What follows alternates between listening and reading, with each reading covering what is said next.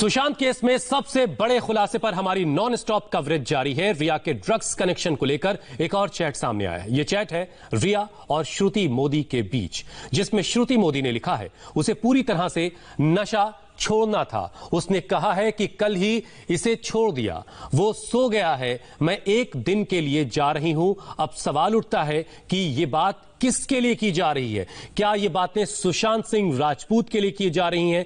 इन सवालों के जवाब अब नारकोटिक्स डिपार्टमेंट को भी तलाशने हैं और सीबीआई को भी जानना है कि आखिर ये बातचीत किसके लिए हो रही है। हमारे साथ उज्जवल निकम साहब हैं, वरिष्ठ वकील, नीता मोहिंद्रा एक्ट्रेस हैं, इसके अलावा हमारे साथ सुरजीत राठौर भी बने हुए हैं। उज्जवल निकम साहब, विस्रा रिपोर्ट के बारे में कल हम बात कर रहे थे। जो कलीना सीएफएसएल के निदेशक हैं, उनकी बातचीत आपने भी सुनी होगी। जहर या ड्रग्स, किसी भी तरह के जहर और ड्रग्स की बात को सिरे से खारिज किया जा चुका है। अब इस चैट में जो कुछ बातें सामने आ रही हैं, कानूनी नजरिए से विस्रा के बराबर में आप रख के आज के इस डेवलपमेंट को देखेंगे तो इसके क्या मायने हैं और कितना अहम है? देखिए, सवाल यह है कि सुशांत ड्रग्स लेता थे क्या नहीं लेते थे। अभी ये ढूंढने के लिए जांच एजेंसी को पोस्टमार्टम नोट्स यानी विसेरा को तलाशना होगा कि क्या वो आदि थे, उसके ड्रग्स लेते थे क्या नहीं लेते थे। अगर वो निगेटिव फाइंडिंग आ गया, अगर नहीं लेते थे, तो शायद सिर्फ रिया ही ड्रग्स लेती थी, ये अनुमान निकाल सकते हैं। लेकिन narcotic drugs and substance act के मुताबिक क्या रिया ने कौन सा गुनाह किया है, ये रिया से पूछताछ करने के बाद उस एजेंसी कुछ कंक्लूजन पर आ सकती है।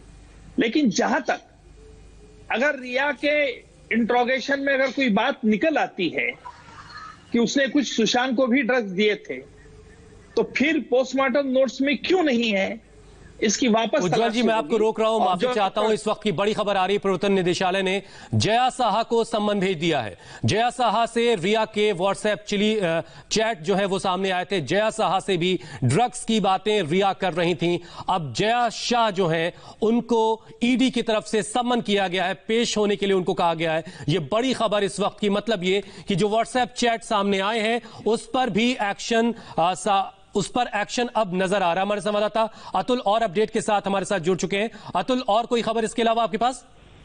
देखिए, जय शाह को जिस तरीके से ईडी ने नोटिस भेजा है, पहले जो पूरा जो चैट थी, जो पूरी जो चैट सामने आई थी, उसको ईडी ने सीबीआई से शेयर किया था। उसके अलावा एनसीबी को इसकी जांच करने का आदेश दिया था। अब खुद ईडी भी इस पूरे मामले में एक्टिव हो गई है, क्योंकि जो पूरी चैट के अंदर जो जय शाह है उनका जिक्र है उसके अंदर। तो अब ईडी ने जो जय शाह है उसको पूछताछ के लिए बुलाया है। श्रुति मोदी की टीम में काम करती है जय शाह, और ड्रग्स की जो चैट चल रही थी उसमें भी इनका नाम था। तो ईडी ने पूछताछ के लिए सम्मन भेजा है और जल्द ही जय शाह को जो है वो अब ईडी के सामने बैठी होगी और उनसे पूछताछ की जाएगी।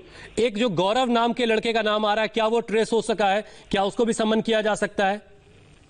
बिल्कुल, देखिए, कड़ी दर कड़ी जो ईडी है वो इस पूरे मामले की तफ्तीश कर रही है, हर चीज, क्योंकि सभी एजेंसियां जो है वो आपस में कोऑर्डिनेशन कर रही हैं। जो चीजें इन्वेस्टिगेशन में ईडी के सामने आई थी वो चीजें उसने एनसीबी से शेयर की, इसके अलावा सीबीआई से शेयर की। और सबसे अहम बात की, ड्रग्स रैकेट, बड़ा रैकेट निकलकर सामने आ रहा है, जिसके चलते इंडिपेंडेंट एजेंसी से जांच करवाने की जरूरत जो है वो ईडी और सीबीआई ने समझी। यही कारण है कि पूरे मामले की इन्वेस्टिगेशन जो है वो अलग से जो एनसीबी को दी गई है। तो अब कहीं ना कहीं जितनी भी इस केस के अंदर कड़ियां, उन सबको पूछताछ के लिए बुलाया जाएगा। ठीक है, शुक्रिया अतुल हमारे साथ जुड़ने के लिए। उज्जवल निकम साहब, सबसे पहले तो जरा यह समझा दी कि हम अब तक ये जानते हैं कि ईडी जो है वो पैसों के लेन देन के मामले में जांच करती है। ईडी ने जया साहा को बुलाया है, तो इसके पीछे क्या कोई पैसों का भी लेन देन का मसला है या हो सकता है? बिल्कुल हो सकता है।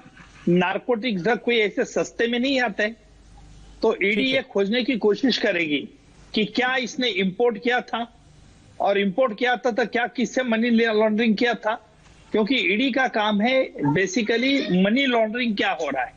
और ड्रग्स के मामले में हमेशा ईडी सशक्त रहती है, दक्ष रहती है, क्योंकि मनी का संबंध ज्यादा करके आता है। तो मुझे लगता है कि ईडी प्राइमरी और प्रिलिमिनरी इसकी इंक्वायरी जरूर करेगी, क्योंकि जो भी व्हाट्सएप में जो शख्स का नाम आए, सभी लोगों को ईडी समन्स कर सकती है। सुरजीत, आप कुछ कहना भी चाह रहे थे, कुछ देर पहले मैं आपके पास नहीं आ पाया था, लेकिन आप देख रहे हैं कि जिस तरीके से एक्शन हो रहा है, अब आपको इत्मीनान है कि केस अपने प्रॉपर क्लोजर की तरफ धीरे धीरे बढ़ रहा है? जी, मैं ये कह रहा हूँ रिया चक्रवर्ती को अरेस्ट किया जाए, सारा खुलासा हो जाएगा। संदीप सिंह को अरेस्ट किया जाए, सारा खुलासा हो जाएगा, क्योंकि सब लोगों ने इन्होंने प्लान बनाया है। सुशांत को ड्रग्स जो बात आ रही है, इन्होंने 1 साल पहले से ये प्लान बना लिया है कि सुशांत की हत्या करनी है, उसको मारना है। ये रिया चक्रवर्ती पहले से प्लान बना चुकी है। जिस प्रकार से मैं अब देखते आ रहा हूँ कि पैसों का लेन देन, ड्रग्स ऐसे सस्ते नहीं आते हैं, बहुत महंगे आते हैं। कहां से पैसे आए रिया चक्रवर्ती के पास? सुरजीत, ये बात आपको कब पता चली? कौन ये कहता था कि इन पैसों को लेके तुम? सुरजीत, ये बात आपको कब पता चली कि रिया जो है ये साजिश बना चुकी थी 1 साल पहले ही कि सुशांत का मर्डर करना है? क्योंकि आप खुद उनको मॉर्चरी में लेके गए थे, उसके 1 महीने बाद तक आप रिया की बहुत तारीफ कर रहे थे। अब कुछ दिन पहले जाकर के आपका नजरिया रिया के लिए बदला है। ये बातें आपको कैसे पता है कि 1 साल पहले वो प्लान कर रही थी? न्यूज में देख रहा हूँ जिस दिन। अच्छा, न्यूज में देख करके? क्योंकि ये 1 साल से हो गया ना कंटिन्यू। जी, न्यूज में मैं रोज देख रहा हूँ कि रिया चक्रवर्ती ये कर रही थी, उसके साथ वो कर रही थी, इसके पैसों का लेन देन का था, उसका 15 करोड़ रुपए कहाँ गए हैं, संदीप सिंह के खाते में पैसे आए। तो ये मैं रोज न्यूज में देख रहा हूँ, मैं रोज देख रहा हूँ, क्यों मैं 15 जून से फॉलो कर रहा हूँ। सुशांत हमारा भाई था, उसको न्याय जरूर मिलेगा। पूरा देश 130 करोड़ जनता उसके साथ लगी हुई है। उज्जवल साहब, न्याय चाहिए। सुरजीत की जो बातें हैं, मैंने बहुत बार बात की। ठीक है उज्जवल जी, ये सुरजीत की जो बातें हैं, क्या इन्वेस्टिगेशन एजेंसी सीबीआई के लिए या किसी और एजेंसी के लिए कानून के नजरिए से किसी काम की हैं? कुछ सबूत के तौर पर, एविडेंस के तौर पर कुछ मायने रखती हैं? देखिए, सुरजीत का भी डिटेल इंट्रोगेशन जांच एजेंसी करेगी। जांच एजेंसी ये भी देखेगी कि सुरजीत ने पहले कौन कौन से स्टेटमेंट दिए थे, किन लोगों को स्टेटमेंट दिए थे, क्या उनका कॉन्डक्ट था, अभी उनका क्या कॉन्डक्ट है। ऐसा नहीं है, क्योंकि ये जांच एजेंसी को सभी मुद्दों से विचार करना होता है। किसी से कहने से किसी को अरेस्ट नहीं हो सकती है। जांच एजेंसी को सबूत ढूंढना पड़ता है, क्योंकि आगे चल के कानूनी जंग होती है और कानूनी जंग में हर बात का स्पष्टता होती है।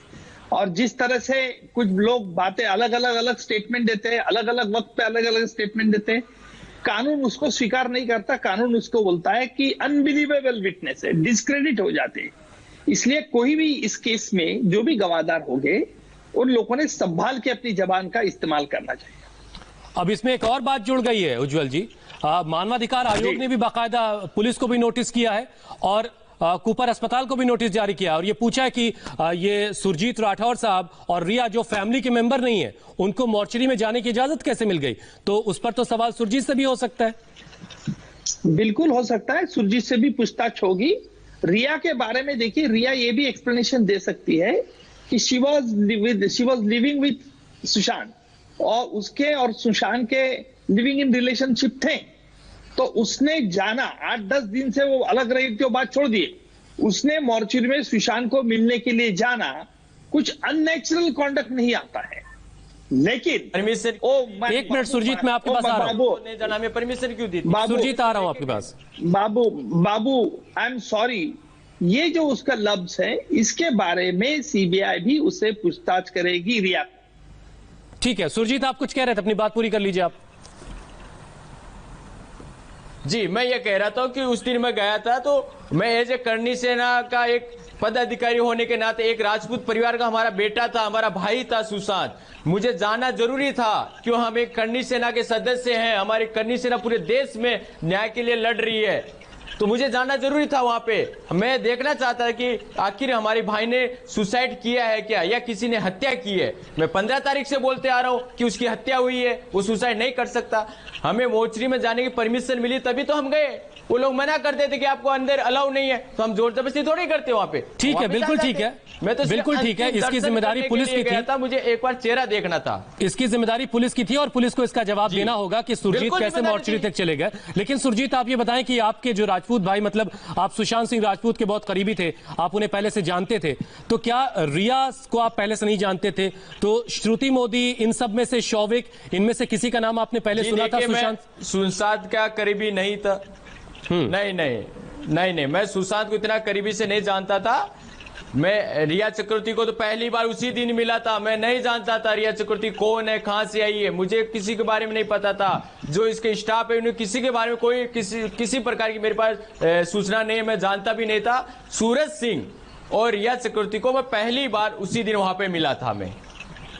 ठीक है उज्जवल जी, इस चैट में जो श्रुति मोदी से बात हो रही है रिया की, जिस तरफ इशारा हो रहा है, क्योंकि पूरा केस ही इतनी अलग अलग तरह की बातें थोड़े थोड़े वक्त के बाद सामने आ जाती हैं कि केस बहुत उलझा हुआ सा। अब इसमें ईडी के साथ साथ अब एनसीबी भी आ गई है, सीबीआई पहले से इन्वेस्टिगेट कर रही है, आज सीबीआई का 6वां दिन है।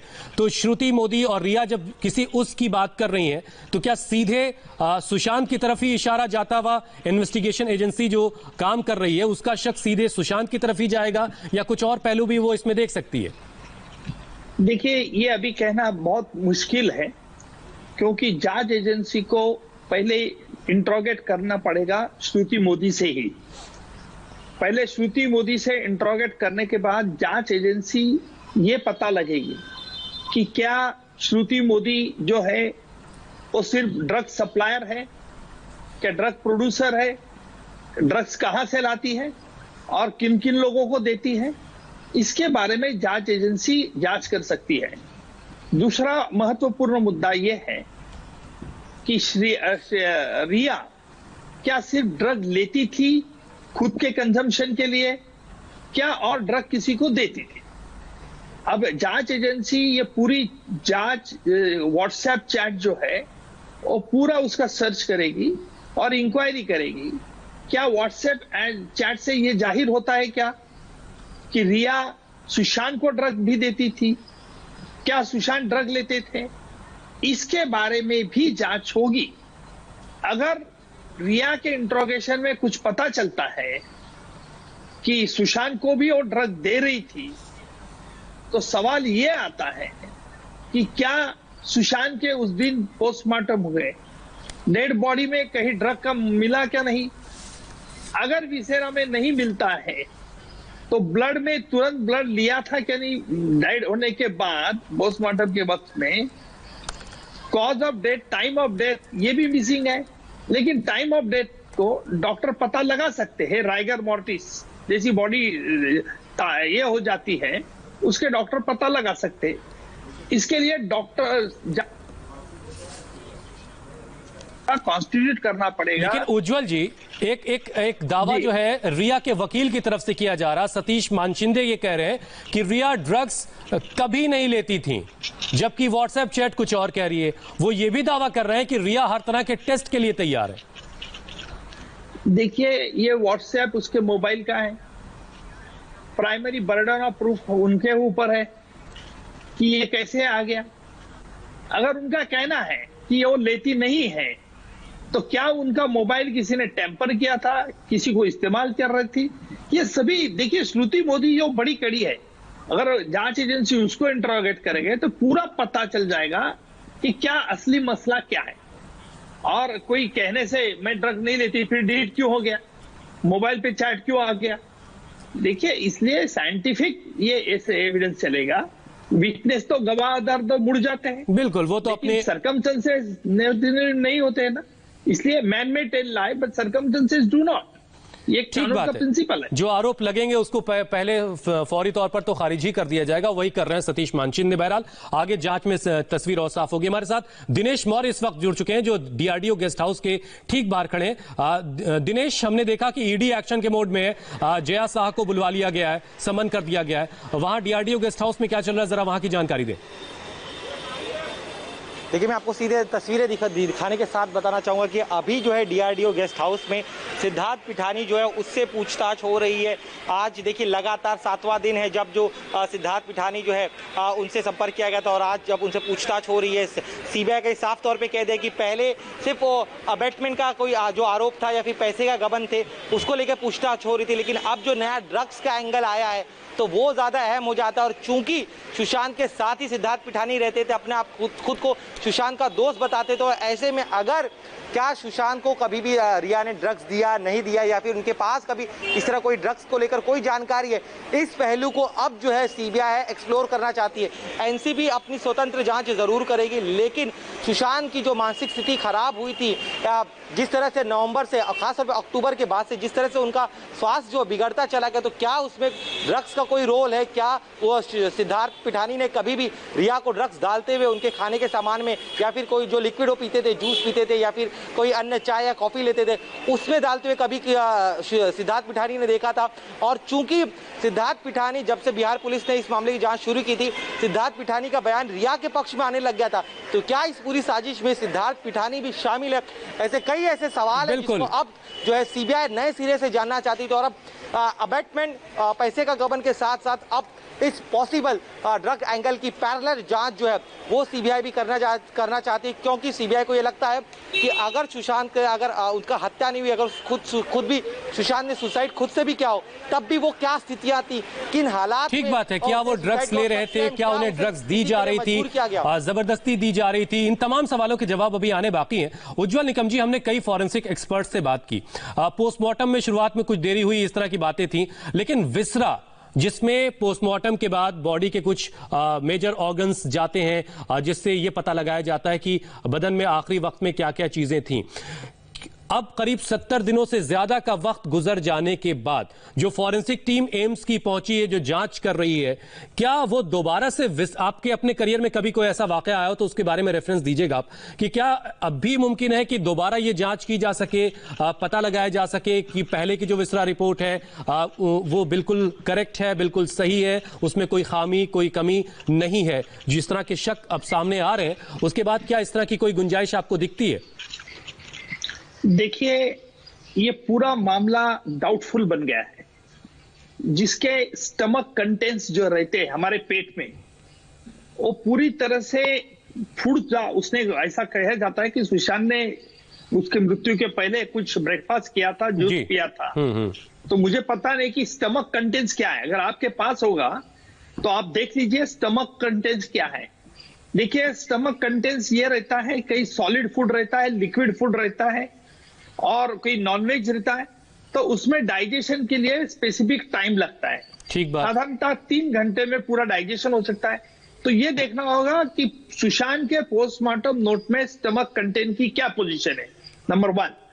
नंबर 2, ये बात है कि विसेरा, जहां किडनी है, लिवर है, जिसमें रखा जाता है, उसमें क्या आया है। अगर ये पोस्टमार्टम नोट में डॉक्टर ने बहुत निग्लिजेंटली अगर किया होगा, जो लगता है प्राइमा फेसी, कि डॉक्टर्स ने टाइम ऑफ डेथ भी नहीं लिखा है, तो इस ऐसे एक फिल्म एक्टर की मृत्यु होती है, उसके बाद में पोस्टमार्टम किया जाता है, तब इतना केयरफुल रहना चाहिए था, जो नहीं रह गया। ठीक बात है, डॉक्टर्स लोग निग्लिजेंटली होते हैं, और यही डाउट्स जो है, मतलब और यही डाउट्स जो है उज्जवल जी बहुत सारे शक पैदा करते हैं, बहुत सारे सवाल इनके बिनाव पर खड़े होते हैं। और जो ताजा व्हाट्सएप चैट आई है, उसने एक नया एंगल इस पूरे मामले में जोड़ दिया है और इस मामले को उलझा दिया है। बहुत बहुत शुक्रिया उज्जवल निकम जी, बहुत बहुत शुक्रिया सुरजीत हमारे साथ जुड़ने के लिए। दिनेश, आप हमारे साथ बने रहिए, हम आपसे दोबारा आपके पास लौट के आएंगे। ड्रग्स कनेक्शन पर एक्सपर्ट्स का क्या कहना है आपने सुना। सीबीआई आज किससे क्या पूछताछ कर रही है, ये आपको बताएंगे एक ब्रेक के बाद। लेकिन ब्रेक पर जाने से पहले देखिए आज का ओ माय गॉड।